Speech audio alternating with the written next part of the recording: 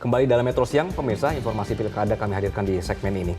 Yang pertama, ini peluang kerjasama PKB dan PDIP untuk mengusung Anies Baswedan menguat pasca PKS sebelumnya mengumumkan nama Sohibul Iman sebagai calon gubernur Jakarta.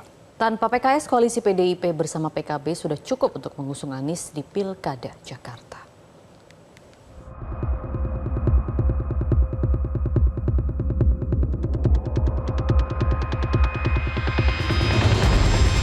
Manuver Partai Keadilan Sejahtera yang tiba-tiba mengusung kader internalnya, yakni Wakil Ketua Majelis Syuro Muhammad Sohibul Iman di Pilkada Jakarta, menuai sorotan. Pasalnya, keputusan DPP PKS itu berbeda dengan rekomendasi DPW PKS Jakarta yang mengusulkan nama tunggal Anies Baswedan di Pilgub Jakarta.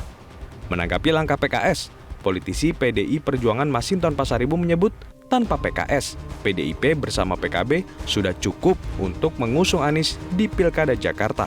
Apalagi PDIP dengan PKB kian mesra, lantaran bersiap bekerja sama di sejumlah pilkada, termasuk di Jawa Timur. Namun, meski masih mempertimbangkan nama Anies Baswedan, PDIP juga membuka opsi mengusung kader internal di Pilkada Jakarta. Semua nama kita komunikasikan. Dan semua nama kita coba untuk kita simulasikan karena setiap wilayah itu punya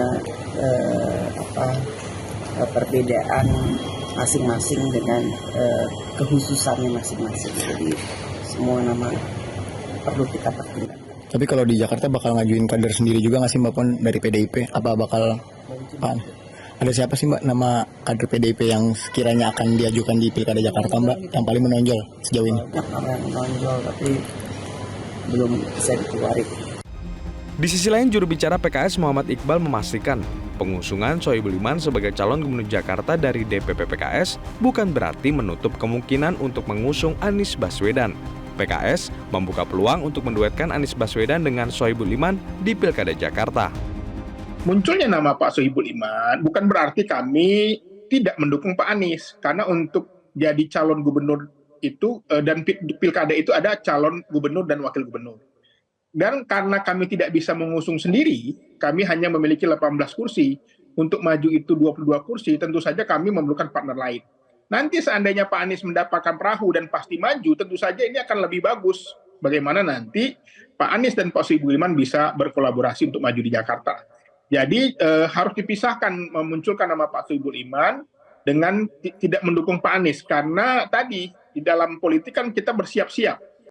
Meski elektabilitas Anies Baswedan masih yang terkuat saat ini di Pilkada Jakarta, Direktur Eksekutif Indikator Politik Burhanuddin Muhtadi menilai pemilihan calon wakil gubernur menjadi sangat menentukan. Pasalnya pemilihan cawagup yang tepat bakal memuluskan langkah Anies kembali memimpin Jakarta. Jadi kalau misalnya Anies dipasangkan dengan Sohibul Iman, dengan Syaihu, dengan Mardhani Alisera, itu secara elektoral tidak punya nilai tambah. Karena keduanya berasal dari entitas politik yang sama. Jadi kalau misalnya Anies pengen menang, justru harus mencari tokoh yang punya daya ungkit elektoral di Jakarta Barat dan Jakarta Utara. Dan itu bukan, mohon maaf, bukan kader dari PKS. Tetapi mungkin ya, setidaknya dari survei saya bulan lalu ya, Ahmad Sahroni cukup lumayan itu, terutama di wilayah Jakarta Utara.